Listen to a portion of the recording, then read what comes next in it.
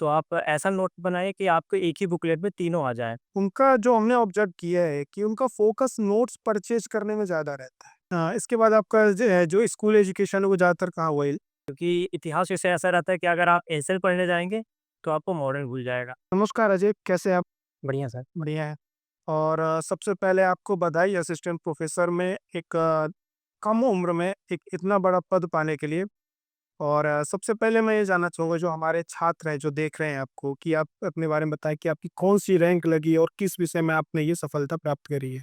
Sir मेरी 27वीं rank लगी है हुँ। और मध्य प्रदेश सहायक प्राध्यापक में इतिहास विषय से इतिहास में मेरा विषय रहा, इतिहास विषय रहा। अच्छा, जो असिस्टेंट प्रोफ़ेसर बनने का एक सपना है या एक है जो लक्ष्य है आपका, ये आपका शुरू से था कि आपने बीच में ऐसा कुछ रहा, कोई घटना घटी, आपको प्रेरणा मिली कि हाँ, मुझे ये बनना चाहिए या मुझे करना? सर मेरा वैसे तो प्रारंभिक लक्ष्य यूपीएससी था और यूपीएससी के दौरान मैंने ऑप्शनल अपना इतिहास विषय रखा था और उसी इतिहास विषय से फिर मेरा लक्ष्य धीरे-धीरे असिस्टेंट प्रोफ़ेसर की तरफ बढ़ा। अच्छा, मतलब आप सिविल सर्विस की तैयारी कर रहे थे और तैयारी के दौरान जब ये वैकेंसी आई तो आपको ऐसा लगा कि नहीं मुझे ये एग्ज़ाम देना चाहिए, एक ऑप्शन के तौर पे आपने इसको देखा। बिल्कुल। तो जब आपने एग्ज़ाम की तैयारी शुरू करी, तो आपने नेट का एग्ज़ाम दिया या सेट के एग्ज़ाम किस एग्ज़ाम के बाद आपने असिस्टेंट प्रोफ़ेसर, क्योंकि ये ज़रूरी है, नेट निकला होना चाहिए या तो सेट निकला होना चाहिए। तो आपने कौन-सा एग्ज़ाम क्वालीफ़ाई किया? सर 2021 में मैंने नेट परीक्षा उत्तीर्ण की थी और पहला प्रयास था वो मेरा और मेरे दूसरे प्रयास में नेट जेआरएफ परीक्षा उत्तीर्ण की थी 2022 में। ठीक है, दूसरे प्रयास में आपका जो जेआरएफ निकला था हिस्ट्री से, तो लगभग कितने परसेंटाइल थे उसमें? सर मेरे 99.47% आए। तो जेआरएफ की प्रिपरेशन के लिए आपने कहीं अलग इंस्टीट्यूट में कोई क्लासेस करी थी कि जो सिविल सर्विस में आपने पढ़ा था, उसी से फिर आपने आगे उसको बढ़ाया? सर डेफ़िनेटली जो यूपीएससी में मैंने ऑप्शनल के तौर पर इतिहास विषय पढ़ा था, वो मेरे बहुत काम आया और नेट जेआरएफ के लिए तो मैंने कोई कोचिंग नहीं की थी, पूरा सेल्फ स्टडी था और मेरे जो नोट्स बने थे यूपीएससी के, वो इसमें ज़रूर काम आए। ये जो मतलब आपने जो उस टाइम पे यूपीएससी की तैयारी करी हुँ, और नोट्स बनाए, नोट बनाए। उन नोट्स से आपको जेआरएफ की प्रिपरेशन करने में काफ़ी मदद। तो जेआरएफ के लिए आपने टेस्ट सीरीज़ वगैरह भी कई करी होगी? जी सर, मैंने टेस्ट सीरीज़ की थी। वहाँ पे लोकल इंस्टीट्यूट था इलाहाबाद में, वहाँ पे मैंने 1-2 टेस्ट सीरीज़ की थी। क्योंकि कई स्टूडेंट्स हैं जो अभी हाँ, हमारे यहाँ एमपीपीएससी के जो एस्पिरेंट्स हैं, वो जेआरएफ की भी प्रिपरेशन कर रहे हैं। क्योंकि आने वाले समय में असिस्टेंट प्रोफ़ेसर की वैकेंसीज़ आनी है और शेर की प्रिपरेशन भी बच्चे करते हैं। तो थोड़ा-सा आप यहाँ पे बताइए कि जेआरएफ की प्रिपरेशन के दौरान आपने किन-किन चीज़ों को ऑब्ज़र्व किया कि मेरे अंदर ये क्वालिटीज़ होनी चाहिए, इस एग्ज़ाम के लिए ये तैयारी की आवश्यकता है, तभी इस एग्ज़ाम को क्रैक किया जा सकता है, क्योंकि जो जेआरएफ एग्ज़ाम काफ़ी टफ एग्ज़ाम माना जाता है। नीट की तरह उसको ट्रीट किया जाता है। तो जेआरएफ के लिए आपने मतलब आपकी स्ट्रेटजी क्या रही? सर जेआरएफ में सबसे मेन होता है PYQ previous year question paper. आप उसको ऑब्ज़र्व करना पड़ेगा पीवाईक्यू से। पीवाईक्यू से आपको एक बेस मिलेगा कि हमको कितना डीप तक पढ़ना है और फिर इस पीवाईक्यू के अनुसार आपको एक शॉर्ट नोट्स बनाना कंपल्सरी है। और फिर आप उस शॉर्ट नोट को जैसे आप पीवाईक्यू में कुछ भी पढ़ेंगे, तो आपसे जो भी नहीं बन रहा है, आप वो पीवाईक्यू देखिए और इस पीवाईक्यू के जो भी डिटेल आंसर होते हैं, आप उसका शॉर्ट नोट्स बना लीजिए और ये काफ़ी मददगार होता है और जो जेआरएफ का सिलेबस है, वो भी काफ़ी डिफ़ाइन है। तो आप सिलेबस के अनुसार आप अपना कोई भी एक बुक चूज़ कर सकते हैं हुँ। और उस बुक के अनुसार फिर आप अपनी स्ट्रेटजी बना सकते हैं। तो क क्योंकि आपने यहाँ पे बोला जैसे आपने जेआरएफ की भी प्रिपरेशन करी तो उसमें भी आपने शॉर्ट नोट्स बनाए। बिल्कुल सर। तो शॉर्ट नोट्स बनाते वक़्त आपने किन चीज़ों को ध्यान में रखा था? शॉर्ट नोट्स सर बनाते वक़्त मैंने ये ध्यान रखा सबसे मेन कि ज़्यादा मेरी जो नोट्स हो, बहुत ही संक्षिप्त हो। और क्योंकि ये काफ़ी विस्तृत सा विषय होता है, जिसमें आपको एंशिएंट हिस्ट्री, मिडीवल, मॉडर्न और हिस्टोग्राफी आपको पढ़नी पड़ती है।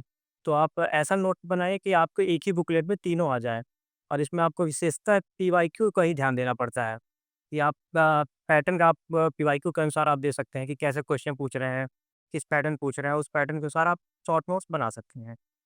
तो जैसे आपने बताया कि जेआरएफ के आपने शॉर्ट नोट्स बनाए और हमने देखा है कई बार जो एमपीपीएससी की है, जो सिविल सर्विस के एस्पिरेंट्स होते हैं, काफ़ी लंबे समय देते हैं एग्ज़ाम्स के लिए। तैयारी के दौरान बहुत लंबा-लंबा समय देते हैं। उनका जो हमने ऑब्ज़र्व किया है कि उनका फ़ोकस नोट्स परचेज़ करने में ज़्यादा रहता है। नोट्स बनाने में बहुत कम रहता बिल्कुल सर, ये मैंने भी देखा। है ना? उनका अब तो एक प्रथा और स्टार्ट हो गई कि शॉर्ट नोट्स भी अब मार्केट में मिलने लगे हैं, बिल्कुल सर। है ना? तो क्या आपको ऐसा लगता है कि किसी दूसरे के बनाए हुए शॉर्ट नोट्स यदि आप उसकी प्रिंट करा, जैसे आज मैं आपसे बोलूँ कि आप अपने शॉर्ट नोट्स उपलब्ध करा दीजिए हिस्ट्री के, नो डाउट आपके पास हैं, आप उपलब्ध करा देंगे। तो क्या आपको ऐसा लगता है कि यदि मैं आपके शॉर्ट नोट्स उपलब्ध करा दूँ अन्य छात्रों को, तो उनसे वो एग्ज़ाम क्रैक कर सकते हैं? कभी नहीं सर, क्योंकि मैंने ऐसे शॉर्ट्स तो बनवाए थे कि वो सिर्फ़ मैं ही पढ़ सकता हूँ। अगर हुँ, कोई इसको दूसरा पढ़ेगा, हुँ, तो उसको समझ नहीं पाएगा, क्योंकि मेरे शॉर्ट नोट्स ऐसे नहीं थे कंटिन्यू। जो मुझे लगता था कि ये मेरे कमज़ोर विषय हैं, तो उसको मैं ज़्यादा प्रायोरिटी देता था। जो मेरे मज़बूत सब्जेक्ट थे, उसको मैं कम लिखता था। जैसे मेरा मॉडर्न हिस्ट्री अच्छा स्ट्रॉन्ग था पहले से ही, तो मैंने मॉडर्न हिस्ट्री को कम ही समय दिया था और एंशिएंट में मैंने ज़्यादा अपना फ़ोकस किया था। और जो चीज़ मुझे बनती थी, वो मैंने शॉर्ट नोट्स में नहीं लिखे थे और जो चीज़ नहीं बनती थी, सिर्फ़ मैंने उसे ही शॉर्ट नोट्स में बनाया था।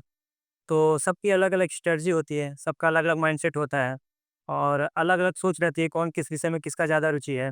तो उस रुचि के अनुसार उनको शॉर्ट नोट्स बनाने चाहिए, किसी मार्केट पर एडजस्ट करने में कोई फ़ायदा नहीं है। आप एक बुकलेट का ज़रूर सहारा ले सकते हैं, बट उनको बुकलेट के अनुसार आपको फिर शॉर्ट नोट्स बनाना ही पड़ेगा। तो जब आपने ये अपना प्रिपरेशन का एक क्या कहते हैं, एक स्टेप पार किया है, इसको शुरुआत से शुरुआत की, तो आपने किन पुस्तकों को प्रेफ़र किया था? इस जा सर मैंने एंशिएंट हिस्ट्री मेरा ग्रेजुएशन से ही था, तो एंशिएंट हिस्ट्री में मैंने शुरुआत में ही झांसी श्रीमाली बहुत फेमस बुक है, कोई वो पढ़ा था और केसी श्रीवास्तव हमारे इलाहाबाद विश्वविद्यालय में फेमस बुक है और केसी श्रीवास्तव को मैंने अपने ग्रेजुएशन के दौरान ही पढ़ लिया था। फिर मैंने जब ऑप्शनल की तैयारी स्टार्ट की, तो ऑप्शनल की तैयारी में मुझे 1-2 बुक और पढ़ने का मौका मिला। जैसे एंशिएंट हिस्ट्री की बात करें तो मैंने उपिंदर सिंह एक बार पढ़ ली थी, वो बहुत मोटी बुक है। हुँ, और उसके कुछ ही पार्ट्स पढ़े जा सकते हैं। आप उसके अनुसार तैयारी नहीं कर सकते, बट एक आपको कॉन्सेप्ट बेस वो ज़रूर प्रदान कर सकती है। और मिडेवल के लिए भी मैंने हरीशचंद्र वर्मा पढ़ी थी, वो भी काफ़ी मुझसी वो है। बट अगर आप एपी की तैयारी या नेट जेआरएफ की तैयारी पढ़ेंगे, तो आपको एक गाइड के तौर पे कोई ना कोई एक बुक आपको पढ़नी ही पड़ेगी। जैसे मेरी गाइड के मतलब गाइडेंस के रूप में, एक गाइड के रूप में दृष्टि पब्लिकेशन की आती है नेट जेआरएफ की, वो ज़रूर सहायक रही है। और उसी को मैंने नेट जेआरएफ में भी पढ़ा है और इसी को मैंने असिस्टेंट प्रोफ़ेसर में भी पढ़ा था। क्योंकि वो 5 से 500-600 पेज रहते हैं और एक बार में वो पूरा रिवीजन कर सकता है आप उसके 1 हफ्ते में। क्योंकि इतिहास विषय ऐसा रहता है कि अगर आप एंशिएंट पढ़ने जाएँगे, तो आपको मॉडर्न भूल जाएगा।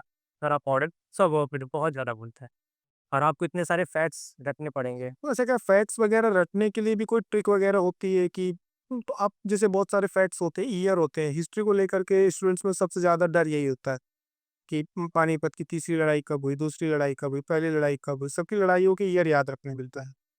तो आप ये कैसे याद रखते हैं? क्योंकि सर जो एमपीपीएससी का नेचर रहा है, वो सीधे फैक्ट पूछता है बिल्कुल। ईयर डाल देता है और ईयर पूछता है, तो वो आप कैसे याद रखते हैं? इसके लिए मैं पीवाईक्यू के कहना चाहूँगा पीवाईक्यू फिर से आएगा। हुँ, पीवाईक्यू में मुझे समझ में आ जाता है कि कौन से ज़्यादा ईयर किस मतलब नेट जेआरएफ में पूछ रहा है या एमपीपीएससी में पूछ रहा है। तो जो ज़्यादा एमपीपीएससी या नेट जेआरएफ की फेवरेट टॉपिक्स हैं, उसका ज़रूर मैंने शॉर्ट नोट्स बना लिया था। मैंने जैसे अगर मॉडर्न हिस्ट्री की बात की जाए, मैंने एक पूरी टाइमलाइन तैयार कर ली थी। अगर कांग्रेस की बात की जाए, तो कांग्रेस की स्थापना से लेकर भारत की स्वतंत्रता तक जो भी इम्पोर्टेंट चीज़ें थी, वो मैंने उसके ईयर वाइज़ ईयर पूरे लिख लिए थे और उसको मैं डेली रिवीज़न करता जाता था। और इसका वैसे तो कोई शॉर्ट नोट नहीं है, आपको रिवीज़न तो करना पड़ेगा, आपको रखना तो पड़ेगा ही। वही है कि जो एग्ज़ाम का हमारा एक साथी होता है, जो हमको सही दिशा देता है, वो हमारा पीवाईक्यू होता राइट। है, previous year test series question है, और टेस्ट टेस्ट सीरीज़। सीरीज़। आपने टेस्ट सीरीज़ भी दी थी। बिल्कुल, टेस्ट सीरीज़ बहुत महत्वपूर्ण, किसी भी एग्ज़ाम को लेकर एक अभ्यास को मिला करके बहुत ज़रूरी है। बिल्कुल। तो टेस्ट सीरीज़ से हमारा डर खत्म होता है, भी कह सकते हैं। टेस्ट सीरीज़ से डर खत्म होता है। टेस्ट सीरीज़ से हम जान सकते हैं कि हमारा कौन-सा सब्जेक्ट कमज़ोर है, अभी हम किस पे ध्यान देना चाहिए। और सर टेस्ट सीरीज़ के माध्यम से हमें अपनी गलतियों का एहसास होता है कि हम यहाँ पे सिली मिस्टेक कर रहे हैं। तो सर टेस्ट सीरीज़ तो बहुत इम्पोर्टेंट है। ठीक है, तो जैसे आपका जब आप एपी में आए, तो पेपर फर्स्ट क्योंकि आप सिविल सर्विस की तैयारी कर रहे थे। आपने एमपीपीएससी का भी एग्ज़ाम दिया, तो एमपीपीएससी के कौन-कौन से आपने ईयर वाइज़ एग्ज़ाम दिए? सर मैंने अपना पहला अटेम्प्ट 2020 में दिया था। फिर इसमें मेरा प्री निकल गया था और फिर नहीं निकला था। 2021 में मैंने प्री दिया था लेकिन प्री नहीं निकला था। हुँ, फिर 2021 के बाद 2022, 23, 24 मैंने तीनों मेंस लिखे हैं। ठीक है। यानी टोटल मैंने 4 मेंस और लिखे आपका असिस्टेंट प्रोफ़ेसर में 22 2022 से से हुआ, क्योंकि जो आपकी जर्नी रही वो काफ़ी मतलब एक तरह से कहा जा सकता है कि एक इस एज पे, इस एज ग्रुप पे काफ़ी रिस्पॉन्सिबल वाली रही, रिस्पॉन्सिबिलिटीज़ रही और आपने एक छोटे से शहर में, रीवा जैसे शहर पे जहाँ पे एनवायरनमेंट तो है सिविल सर्विस का, काफ़ी एनवायरनमेंट है वहाँ पे, एक तरह से का मोटिवेशन भी बहुत है इस एग्ज़ाम को लेके, क्रेज़ है। वहाँ पे लेकिन आपको इंस्टीट्यूशंस की, इन सब चीज़ों की आपको वहाँ पे फैसिलिटीज़ नहीं है, उस स्तर की। तो आप एक छोटे से शहर में रह के प्रिपरेशन करते हैं, ठीक है?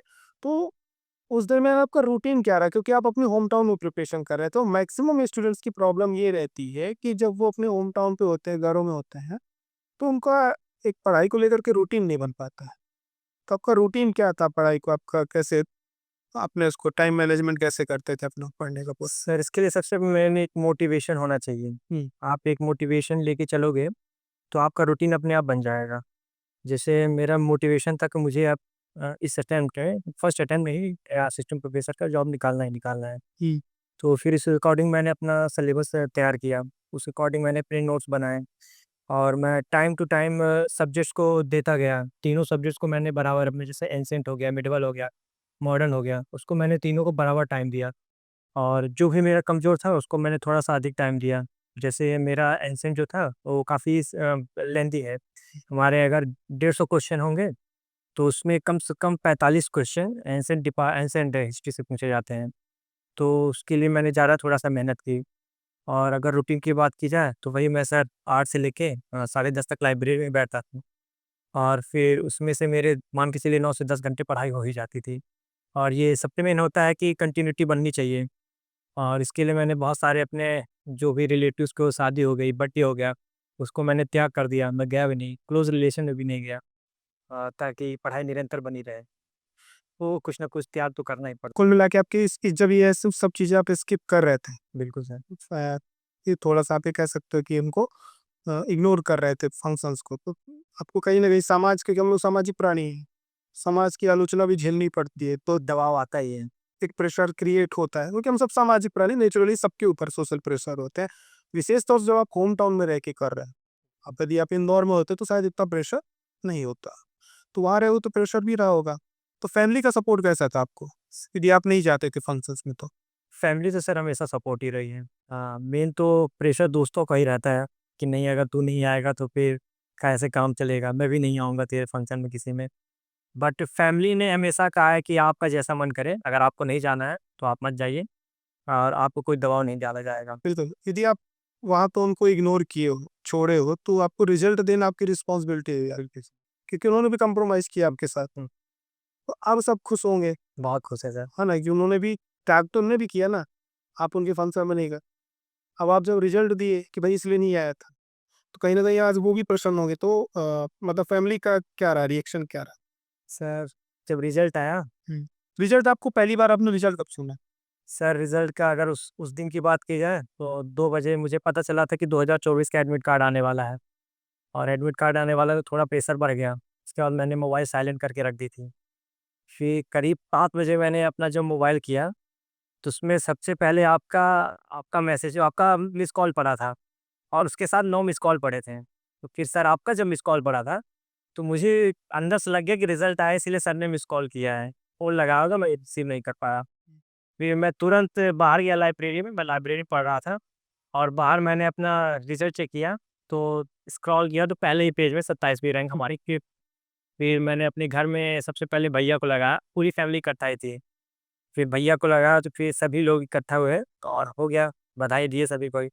और मम्मी और जो भाभी है मेरी वो रोने भी लगी थी खुशी के हाँ, क्योंकि उसी आँसू के लिए आप मेहनत करते हो। बिल्कुल सर।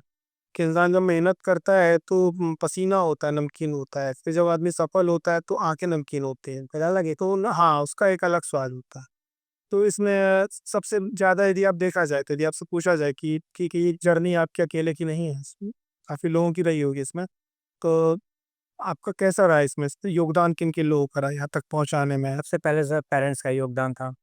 फिर इसके बाद मेरे भ्राताश्री और भाभी जी ने भी काफ़ी मोटिवेट किया मुझे। हर कदम पे मोटिवेट किया। जब ये क्या करते हैं आपके भैया सीधी में क्लर्क में है। अच्छा, फिर सीधी जिला कोर्ट में, डिस्ट्रिक्ट कोर्ट में। डिस्ट्रिक्ट में और पापा जी मेरे रीवा डिस्ट्रिक्ट कोर्ट में स्टेनोग्राफर हैं। स्टेनोग्राफर। जी सर। तो फैमिली बैकग्राउंड आपका एक तरह से कहा जाए तो सिविल लाइन वाला नहीं है, कोई सिविल नहीं सर्विस सर से। Civil line. लेकिन कनेक्ट है कहीं न कहीं, पापा भी जजेस को देखते होंगे, भैया भी कहीं न कहीं एक अधिकारी वर्ग को देखते हैं, तो उनके अंदर रहा होगा, इंस्पायर रहा। Yes sir. ट्वेल्थ में मेरा मैथ्स बैकग्राउंड ही था। तो सिविल सर्विस की तरफ पापा का ही मेरा मन था कि आप इस फील्ड में आओ और सिविल सर्विस की तरफ आप प्रिपरेशन करो। और इसके लिए मैंने उन्होंने मतलब इलाहाबाद भी मुझे भेजा था। अब कुल मिला के यूजी और पीजी जो है इलाहाबाद से ही हुई है। हुँ। क्योंकि जिस समय आपने मैथ्स से यूजी और पीजी करी, उस समय इंजीनियरिंग का बहुत स्कोप था। बिल्कुल सर, मैं भी इंजीनियरिंग में ही कोटा जाना चाहता था। बट पापा ने बोला कि आप सोच लो, आपका एक ये भी फ़ील्ड है और आपका इंजीनियरिंग फ़ील्ड भी है। और फिर मैंने दोनों का देखा मैं, तो मुझे सिविल सर्विस वाला फिर सही भी लगा। और उस समय प्रयागराज में अच्छी तैयारी भी होती थी इस फ़ील्ड की। फिर मैंने प्रयागराज ही चुना। वहीं से मेरा इविंग क्रिश्चियन कॉलेज बीए चला है। इसमें आपके फ़ादर का एक तरह से कहा जा सकता है कि एक उन्होंने अच्छा रिस्क लिया। बिल्कुल सर। क्योंकि उस दौरान पे जो जिस टाइम पे वो ये रिस्क ले रहे हैं, उस समय पे इंजीनियरिंग का बहुत क्रेज़ था गार्जियंस ही सर, तो आप उस टाइम पे इसमें आए। तो ये एक तरह से आप मेरा ये कहने का है कि बाकी आपके फ्रेंड सर्किल, टीचर्स में हाँ सर, फ्रेंड सर्किल में मेरे भी काफ़ी अच्छे फ्रेंड सर्किल था। अगर इलाहाबाद की बात की जाए तो हम 3 दोस्त हम लोगों ने साथ में तैयारी की है। गोविंद हो गया और मोनू हो गया। ये हम तीनों रूममेट्स थे, जिसमें मेरे दोनों दोस्तों का भी नीट जेआरएफ हो गया है और वो भी इस बार एपी में अपीयरेंस हुए थे। तो गोविंद जी का जो है, वो हिंदी साहित्य से थे और वो भी इंटरव्यू दिए थे, बट दुर्भाग्यवश उनका नहीं हो पाया। और जो मोनू है, वो भी लगे हैं मुझे लगता है। आप गोविंद जी ने आपने बता दी कि उन्होंने जेआरएफ के लिए आपको मोटिवेट की। दोस्तों का बहुत बड़ा योगदान रहता है। जी सर। तो इसके बाद आपका जो स्कूल एजुकेशन है वो ज़्यादातर कहाँ हुआ है? मनीगाँव से हुआ है कि रीवा से हुआ? रीवा से, प्री से रीवा से दयानंद आर्य विद्यालय है, वहाँ से हुआ है। और 9th से 12th तक मैंने मॉडल स्कूल से रीवा से। रीवा से मॉडल स्कूल आपकी पढ़ाई है। कॉलेज आपने इलाहाबाद यूनिवर्सिटी से की। ऐसा कोई घटना आपको जो सबसे ज़्यादा आपको मोटिवेट करती हो सिविल सर्विस की तरफ, या आप कभी नर्वस होते हैं? क्योंकि एक सिविल सर्विस एक बहुत एक तरह से कहा जाए कि जब आप इसकी प्रिपरेशन करते हैं तो कई बार बहुत नर्वसनेस होती है इसमें, है ना? क्योंकि रास्ता रूखा-रूखा दिखता है ना? दूर-दूर तक कुछ नहीं दिखता है। इंसान इंटरव्यू के बाद ज़ीरो हो जाता है, फ्री में आ जाता है। तो सेल्फ मोटिवेशन बहुत ज़रूरी होता है, लेकिन सेल्फ मोटिवेशन कहीं न कहीं कोई एक घटना या कोई एक व्यक्तित्व जो आपको बार-बार मोटिवेट करता है, ऐसा कुछ रहा आपके साथ? बिल्कुल सर। जिन चीज़ों से आप प्रेरित होते थे सर, अपने आप? मेरी सर्विस ऐसा है कि इसमें हमेशा नकारात्मक माहौल बना रहता है और आप हार मिलती ही रहती है इसमें, बट असफलताओं से सीखा भी जा सकता है। और मोटिवेशन के लिए हमेशा सर यूट्यूब में ऐसे वीडियोस पड़े रहते हैं, जो आपको हमेशा मोटिवेट करते रहते हैं और उन्हीं यूट्यूब वीडियो के दौरान ही मोटिवेशन मेरा बना रहा। उसमें कई असफलताएँ ऐसी हैं, जो बार-बार आपको प्रेरित करती है कि मैं भी असफल हुई थी या मैं भी असफल हुआ था। हुँ। और उस असफलता से निरंतर अगर आप प्रयास करते रह जाएँ, तो आपको सफलता निश्चित रूप से ज़रूर मिलेगी। और इसके अलावा कोई व्यक्तित्व जो आपको ज़्यादा प्रेरित करता हो? आपने अपने उसमें क्या डाला था? डेफ में, हॉबीज़ में और उसमें क्या रखा? हाँ, सर हॉबीज़ मेरे तो चेस खेलना था, चेस खेलना था। हाँ, तो वो ऐसा कोई व्यक्तित्व जिससे आप प्रेरित होते रहे हों? सर हमारे इतिहास में भी कई सारे ऐसे व्यक्तित्व हैं, जिससे हमेशा प्रेरणा मिलती है। अ नेताजी सुभाष चंद्र बोस हो गए, भगत सिंह हो गए, स्वामी विवेकानंद हो गए। इन्होंने अपने निरंतर प्रयास से हमारे भारत को आज़ादी दिलाई। तो प्रेरणा स्रोत के रूप में हमेशा ही रहेंगे। और एक शिक्षक के रूप में डॉक्टर सर्वपल्ली राधाकृष्णन हो गए और एपीजे अब्दुल कलाम हो गए। ये सदैव प्रेरणा के स्रोत रहे हैं। मेरा आपसे लास्ट क्वेश्चन ये रहेगा जैसे कि यदि कोई छात्र है, दोनों तरह के छात्र हों, चाहे एमपीपीएससी के एस्पिरेंट्स हों या कोई नया स्टूडेंट्स हो, क्योंकि अब हमारे यहाँ एमपीपीएससी में भी बहुत एमपी में भी स्टूडेंट्स में क्रेज आ रहा है एपी को लेकर के। यदि वो तैयारी करना प्रारंभ करना चाहते हैं इसकी, तो उसको किन-किन चीज़ों से तैयारी एकदम से स्टार्ट करनी चाहिए, किन-किन चीज़ों को ध्यान, हालाँकि हमने हमारी चर्चा उस चीज़ पे हो चुकी है, लेकिन यदि आप संक्षिप्त में बोलना चाहो, तो तैयारी की उसकी शुरुआत कैसी करनी चाहिए, किन-किन चीज़ों को विशेष करना चाहिए, जो आपने नहीं किया, शायद आपके पास एक एक्सपीरियंस था हिस्ट्री का, बाकी चीज़ों का, लेकिन आपको लगता है वो करना चाहिए? बिल्कुल सर, अगर संक्षिप्त में बात की जाए तो सबसे पहले उनको अपना सिलेबस देखना चाहिए, जो एमपीपीएससी का सिलेबस है। और उस सिलेबस के अकॉर्डिंग उनको शॉर्ट नोट्स तो ज़रूर ही बनाने चाहिए। अमूमन ऐसा होता है कि हिस्ट्री की बहुत सारी बुक मोटी रहती हैं और उसको हम रिवीज़न नहीं कर पाते हैं एट द एंड। तो सबसे पहले तो आपको सिलेबस देखना है और उसका जो पीवाईक्यू क्वेश्चन्स हैं, जैसे 2017 का मैंने देखा था, 2022 का देखा था और अन्य जो स्टेट्स हैं, उसका पीवाईक्यू देखना चाहिए। और प्री के लिए तो सर मॉक जो टेस्ट है, वो कंपल्सरी रूप से देना ही चाहिए, क्योंकि इससे आपकी तैयारी स्ट्रॉन्ग होती है और आप जो भी अपनी गलतियाँ करते हैं, वो आप पेपर के दौरान ही, पेपर के पहले ही कर लेते हैं और आपको उससे सीख ज़रूर मिल जाती है कि हमको पेपर के समय क्या गलतियाँ नहीं करनी चाहिए। और ये तो आप ऑनलाइन कर सकते हो अगर आप बहुत दूर हो, और ज़्यादा अगर आप किसी मेन सेंटर में, तो आप ऑफलाइन भी कर सकते हो। फिर इसके बाद सर इंटरव्यू की देखा जाए तो इंटरव्यू में मॉक इंटरव्यू का बहुत बड़ा योगदान है। और जो भी आपकी झिझक रहती है, वो आपको मॉक इंटरव्यू के दौरान आपकी जो झिझक है, वो ज़रूर समाप्त हो जाती है। अगला लक्ष्य क्या है? क्योंकि देखिए अभी आपका जो एज है, अच्छे स्टूडेंट्स इस टाइम से तैयारी चालू करते हैं 25, और आप जिस एज में सेलेक्ट हुए हो उस एज में हमको लगता है जब आप कॉलेज जाओगे पढ़ाने तो हो सकता है आपसे बड़ी एज वाले सामने बैठे हों। ठीक है, तो उनको भी सर बोलने में थोड़ा सा लगेगा, आपको भी उनका नाम लेने में झिझक लगेगी। ठीक है, तो वो भी हो सकता है, लेकिन अभी आपके पास एक एज ग्रुप है और आप क्योंकि सिविल सर्विस की तैयारी कर रहे थे, तो अब आपके अगले लक्ष्य क्या है? या तो आप इसी फील्ड में रहना चाहिए कि आपको लगेगा नहीं अब मुझे अपने लक्ष्यों को भी परिवर्तित करना, अगला लक्ष्य क्या है आपका? सर जैसे मेरा शुरुआत से ही रुझान सिविल सर्विस की तरफ था, तो मैं ज़रूर अभी यूपीएससी का जो अटेम्प्ट है, मैं उसमें ज़रूर अभी ट्राई करना चाहूँगा। सिविल सर्विस में ही देखा जाए तो मेरा रुचि ज़्यादा है, और बाकी अगर नहीं भी होता है तो असिस्टेंट प्रोफ़ेसर में अपना पूरा योगदान दूँगा, और शिक्षा जगत में भी अपना भरपूर योगदान दूँगा। बिल्कुल, आपसे अब मुझे बात करके बहुत आनंद आया मुझे, और आपने समय निकाला इसके लिए, सबसे बड़ी बात। और सबसे अच्छी बात ये है कि जो छात्र आपके, जो हमारी चर्चा हुई आज में, मेरा मेन मोटिव ये था कि जो छात्र एक ऑप्शन बी को लेकर के नहीं चलते, काफ़ी एज निकाल देते हैं, समय निकाल देते हैं। इस एज ग्रुप में आपने एक बड़ा एग्ज़ाम क्रैक किया, छोटा एग्ज़ाम नहीं है। शिक्षा जगत में शिक्षक के क्षेत्र में सबसे हायर पोस्ट है। असिस्टेंट प्रोफ़ेसर जो होता है शिक्षा जगत में, शिक्षक में सबसे उच्च एक पोस्ट होती है ये, जैसे आईएएस होती है, वैसे एक तरह से कहा जाती है ये भी एक आईएएस है, टीचिंग के फील्ड में। आप वहाँ तक पहुँचे तो मेरी आपको बहुत सारी शुभकामनाएँ आगे के भविष्य के लिए, उज्ज्वल भविष्य के लिए, और आशा करता हूँ कि आने वाले समय में एक बार फिर से किसी पीडीएफ में शाम को हमें आपका नाम देखने को मिलेगा, और कॉल करने का अवसर भी हमें फिर से मिलेगा, बधाई देने का अवसर मिलेगा, और फिर एक बार ऐसी हमारी चर्चाएँ होंगी आपके साथ। तब तक के लिए आपके उज्ज्वल भविष्य के लिए बहुत-बहुत शुभकामनाएँ, और ईश्वर से प्रार्थना है कि बहुत जल्दी वो अवसर आए। धन्यवाद सर। मैं लास्ट में ये कहना चाहूँगा कि तैयारी के दौरान, इंटरव्यू के दौरान आपका भी मोटिवेशन हमेशा बना रहा, और आपने इंटरव्यू के बाद मुझे कॉल भी किया था, और आपने पहले ही निश्चित हो गए, मतलब पहले ही आपने कहा था कि यदि आपका अच्छा जाएगा, आपने मेहनत की है। और सर रिज़ल्ट के दिन भी आपका जो कॉल आया था, वो भी एक मोटिवेशन का ही काम करता है, और मुझे बहुत प्रसन्नता हुई थी उस दिन आपका कॉल आया था तो। Thank you sir. जो धन्यवाद सर।